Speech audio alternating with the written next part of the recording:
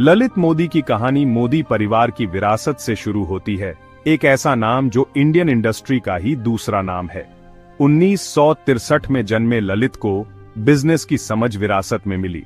उनके दादा स्वर्गीय गुजर मल मोदी इंडियन एंटरप्रेन्योरशिप के पायोनियर थे, जिन्होंने विशाल मोदी ग्रुप की स्थापना की। इस विरासत को ललित के पिता के मोदी ने आगे बढ़ाया, जिन्होंने पारिवारिक व्यवसाय को कई सेक्टर्स में फैलाया। ऐसे माहौल में पलने बढ़ने से ललित में छोटी उम्र से ही बिजनेस की गहरी समझ पैदा हो गई। उन्होंने इंडियन इंडस्ट्री की गतिशीलता और उसकी जटिलताओं को करीब से देखा। नैनीताल के सेंट जोसेफ कॉलेज की शुरुआती शिक्षा ने उन्हें एक मजबूत नींव दी, जिसे उन्होंने अमेरिका की ड्यूक यूनिवर्सिटी से मार्केटिंग की डिग्री के साथ आगे बढ़ाया। ललित की अमेरिकन एजुकेशन ने उनके नजरिए को आकार देने में अहम भूमिका निभाई। इसने उन्हें ग्लोबल बेस्ड प्रैक्टिसेस से रूबरू कराया और उनमें इंडियन बिजनेस में इंटरनेशनल स्टैंडर्ड लाने की इच्छा जगाई। न्यूयॉर्क की पेस यूनिवर्सिटी से एमबीए पूरा करने के बाद ललित अपनी पहचान बनाने के लिए तैयार होकर इंडिया लौट आए। उनके पास बढ़िया एजुकेशन, तेज बिजनेस दिमाग और अपने प्रभावशाली परिवार का अटूट समर्थन था। ललित मोदी के लिए बिजनेस की दुनिया में अपनी राह बनाने का स्टेज तैयार था। ललित मोदी का पारिवारिक व्यवसाय में प्रवेश स्वाभाविक था। उन्होंने 1991 में मोदी एंटरप्राइजेज के प्रेसिडेंट और मैनेजिंग डायरेक्टर का पदभार संभाला, अपनी वेस्टर्न एजुकेशन और मॉडर्न नजरिए को आगे लाते हुए। उनके कार्यकाल में एक्सपेंशन और डाइवर्सिफिकेशन पर जोर दिया गया। उनके नेतृत्व में मोदी एंटरप्राइजेज ने रिटेल, एंटरटेनमेंट और पैकेजिंग सहित नए सेक्टर्स में कदम रखा। ललित ने 1992 से 2010 तक एक प्रमुख tobacco company Godfrey Phillips India के एग्जीक्यूटिव डायरेक्टर के रूप में भी काम किया। इस भूमिका में उन्होंने एक बेहद रेगुलेटेड इंडस्ट्री की जटिलताओं को समझने की अपनी क्षमता का प्रदर्शन किया।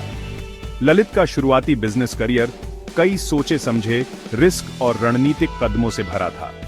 वह पुरानी परंपराओं को चुनौती देने और पारंपरिक बिजनेस तरीकों की सीमाओं को आगे बढ़ाने से नहीं डरते थे। इस बोल्ड अप्रोच ने उन्हें प्रशंसा और आलोचना दोनों दिलाई, लेकिन निस्संदेह उन्हें इंडियन बिजनेस की दुनिया में एक बड़ी ताकत के रूप में स्थापित किया। जब ललित मोदी बिजनेस की दुनिया में धूम मचा रहे थे, क्रिकेट के प्रति उनके जुनून ने उन्हें स्पोर्ट्स एडमिनिस्ट्रेशन के क्षेत्र में ला खड़ा किया। क्रिकेट, जो इंडियन मानस में गहराई से बसा हुआ है, ने मोदी को अपने बिजनेस कौशल और खेल के प्रति अपने प्यार को मिलाने का एक प्लेटफॉर्म प्रदान किया। उन्होंने सबसे पहले पंजाब क्रिकेट एसोसिएशन के साथ एडमिनिस्ट्रेशन में कदम रखा, जहां उन्होंने वाइस प्रेसिडेंट के रूप में काम किया।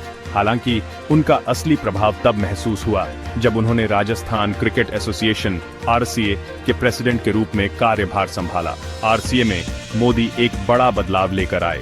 उन्होंने अत्याधुनिक इंफ्रास्ट्रक्चर डेवलप करने और युवा प्रतिभाओं को निखारने पर ध्यान केंद्रित किया। उनकी देखरेख में राजस्थान, जिसे पारंपरिक रूप से क्रिकेट का पावर हाउस नहीं माना जाता था, ने अपनी क्रिकेट किस्मत में उछाल देखा। मोदी का इनोवेटिव अप्रोच और एडमिनिस्ट्रेटिव कौशल किसी से छिपा नहीं रहा। वह तेजी से भारतीय क्रिकेट कंट्रोल बोर्ड (बीसीसीआई) के रैंक्स में ऊपर उठे और इसके वाइस प्रेसिडेंट बने। अपने कार्यकाल के दौरान उन्होंने खेल की अपार क्षमता को पहचाना, खासकर इसके छोटे, ज्यादा एक्साइटिंग फॉर्मेट में। यह एहसास न केवल मोदी के लिए बल्कि क्रिकेट के लिए भी एक टर्निंग पॉइंट साबित होगा। 2008 का साल क्रिकेट के इतिहास में एक महत्वपूर्ण मोड़ साबित हुआ। ललित मोदी ने एक high octane, commercially successful cricket तमाशे के अपने विजन से प्रेरित होकर इंडियन प्रीमियर लीग (आईपीएल) का अनावरण किया। यह कॉन्सेप्ट बहुत ही बोल्ड था। एक 2020 क्रिकेट लीग जो एनबीए और इंग्लिश प्रीमियर लीग जैसी फ्रेंचाइजी बेस्ड स्पोर्ट्स लीग से इंस्पिरेशन लेती है। आईपीएल पारंपरिक क्रिकेट एडमिनिस्ट्रेशन से एक बिल्कुल अलग चीज थी। इसने तेज तर्रार क्रिकेट के रोमांच को बॉलीवुड के ग्लैमर और एक अच्छे बिजनेस मॉडल की स्ट्रेटेजिक ब्रिलियंस के साथ जोड़ दिया। प्रमुख इंडियन शहरों का प्रतिनिधित्व करने वाली टीमों को हाई प्रोफाइल निवेशकों, बॉलीवुड स्टार्स और बड़ी कंपनियों को नीलाम किया गया। आईपीएल के पहले सीजन ने पूरे देश में तहलका मचा दिया। क्रिकेट के आतिशबाजी के शानदार प्रदर्शन को देखने के लिए भारी भीड़ स्टेडियम में उमड़ पड़ी। टूर्नामेंट की सफलता सभी उम्मीदों से बढ़कर रही। इसने पूरे देश की कल्पना पर कब्जा कर लिया और हमेशा के लिए वर्ल्ड क्रिकेट का परिदृश्य बदल दिया। सेक्शन 5, एक ग्लोबल फिनोमिना, आईपीएल की अपार सफलता। आईपीएल का प्रभाव इंडिया की सीमाओं से आगे बढ़ गया, जिसकी लहरें पूरी दुनिया में महसूस की गईं। इसने क्रिकेट के एक नए युग की शुरुआत की, जहां एंटरटेनमेंट और बिजनेस साथ साथ चले। इस टूर्नामेंट ने दुनिया भर के टॉप इंटरनेशनल क्रिकेटर्स को आकर्षित किया, जो इस क्रिकेट क्रांति का हिस्सा बनने के लिए उत्सुक थे।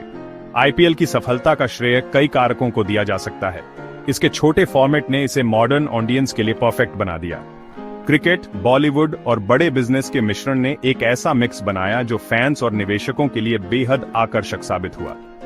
लीग की ग्लोबल ब्रॉडकास्ट ने आईपीएल के रोमांच को दुनिया भर के घरों तक पहुंचाया। आईपीएल की फाइनेंशियल सफलता असाधारण थी। इसने अरबों डॉलर का रेवेन्यू जनरेट किया, जिससे बीसीसीआई दुनिया की सबसे अमीर स्पोर्ट्स बॉडीज में से एक बन गई। लीग की ब्रांड वैल्यू आसमान छू गई, जिससे बड़े स्पॉन्सर्स और एडवर्टाइजर्स इसके विशाल फैन बेस का फायदा उठाने के लिए उत्सुक हो गए। सेक्शन 6, विवादों के घेरे में, आरोपों और विवादों में घिरे मोदी। जैसे ही आईपीएल अपनी सफलता के शिखर पर पहुंचा, उसके निर्माता के चारों ओर एक तूफान उठ खड़ा हुआ। 2010 में ललित मोदी खुद को विवादों के जाल में फंसा पाया। फाइनेंशियल गड़बड़ी, बोली में धांधली और ब्रॉडकास्टिंग राइट्स देने में पक्षपात के आरोप सामने आने लगे। नए नेतृत्व में बीसीसीआई ने मोदी के कामकाज की जांच शुरू की।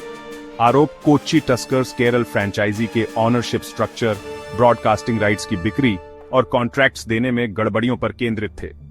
मोदी ने किसी भी गलत काम से साफ इनकार किया, यह दावा करते हुए कि वह उन लोगों के षड्यंत्र का शिकार हैं जिन्हें उनकी सफलता रास नहीं आई।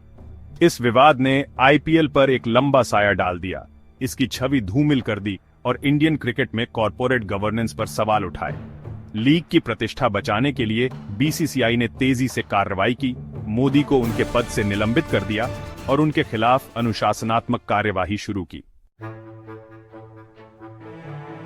सेक्शन 7, देश निकाला और कानूनी लड़ाई, मोदी ने विदेश में ली शरण। बढ़ते दबाव और अपनी सुरक्षा के डर से ललित मोदी 2010 में लंदन में शरण मांगते हुए इंडिया छोड़ गए। उन्होंने दावा किया कि उन्हें अंडरवर्ल्ड के लोगों से धमकियां मिली थीं, जिसमें आईपीएल के भीतर काम करने वाले मैच फिक्सिंग और अवैध सट्टेबाजी सिंडिकेट में उनकी भागीदारी का आरोप लगाया गया था। मोदी के खिलाफ कार्रवाई करने के दबाव में इंडियन सरकार ने प्रत्यर्पण की कार्यवाही शुरू की। उन्होंने उस पर मनी लॉन्ड्रिंग, टैक्स चोरी और आपराधिक साजिश का आरोप लगाया। हालांकि मोदी ने अपनी बेगुनाही बरकरार रखी, यह दावा करते हुए कि आरोप राजनीति से प्रेरित थे। मोदी और इंडियन सरकार के बीच कानूनी लड़ाई ब्रिटिश कोर्ट में सालों तक चली। मोदी ने अपने प्रत्यर्पण के खिलाफ तर्क देते हुए जी जान से लड़ाई लड़ी। उन्होंने दावा किया कि अगर वह इंडिया लौटे तो उनकी जान को खतरा होगा। इस बीच बीसीसीआई ने उन पर आजीवन प्रतिबंध लगा दिया, जिससे उस आदमी के साथ सभी संबंध इफेक्टिवली खत्म हो गए, जिसने आईपीएल को जमीन से बनाया था। सेक्शन 8, क्रिकेट के परे एक जिंदगी, मोदी की निजी जिंदगी। कानूनी लड़ाइयों में उलझे और देश निकाले की जटिलताओं से जूझते हुए ललित मोदी की निजी जिंदगी भी गहन जांच के दायरे में आ गई। 1991 में उन्होंने मीनल सगरानी से शादी की, जिनका कैंसर से लंबी लड़ाई के बाद 2018 में निधन हो गया। दंपति के 2 बच्चे थे। मोदी की निजी जिंदगी अक्सर सुर्खियों में रही, खासकर बॉलीवुड एक्ट्रेस सुष्मिता सेन के साथ उनका रिश्ता, जो 2022 में सार्वजनिक हुआ। हालांकि यह रिश्ता ज्यादा समय तक नहीं चला। विवादों और कानूनी चुनौतियों के बावजूद मोदी सोशल मीडिया पर एक्टिव रहे, लंदन में अपनी जिंदगी की झलकियां और ट्रैवल, फैशन और आर्ट के प्रति अपने जुनून को शेयर करते रहे। वह अपने बच्चों के लिए एक समर्पित पिता बने रहे, अक्सर अपनी उपलब्धियों और उनके जीवन के महत्वपूर्ण पलों को अपने फॉलोअर्स के साथ शेयर करते रहे। सेक्शन 9, वानुअतु और आगे मोदी गाथा का ताजा अध्याय। मार्च 2025 में ललित मोदी एक बार फिर मीडिया की सुर्खियों में छा गए। उन्होंने घोषणा की कि उन्होंने दक्षिण प्रशांत के एक छोटे से द्वीपीय देश वानुअतु की नागरिकता हासिल कर ली है, जो अपने गोल्डन पासपोर्ट प्रोग्राम के लिए जाना जाता है। यह प्रोग्राम बड़े निवेश के बदले विदेशी नागरिकों को नागरिकता प्रदान करता है। मोदी के वानुअतु की नागरिकता हासिल करने के फैसले को कई लोगों ने इंडिया में प्रत्यर्पण से बचने की कोशिश के रूप में देखा। उनकी घोषणा का समय उनके इंडियन पासपोर्ट को सरेंडर करने के एप्लीकेशन के साथ लोगों के मन में सवाल पैदा करता है। वानुअतु सरकार ने अपने ढीले नागरिकता नियमों के लिए आलोचना का सामना करते हुए तेजी से कार्रवाई की और कुछ ही दिनों में मोदी का पासपोर्ट रद्द कर दिया। वानुअतु प्रकरण ने ललित मोदी गाथा में एक और मोड़ ला दिया। यह देखना बाकी है कि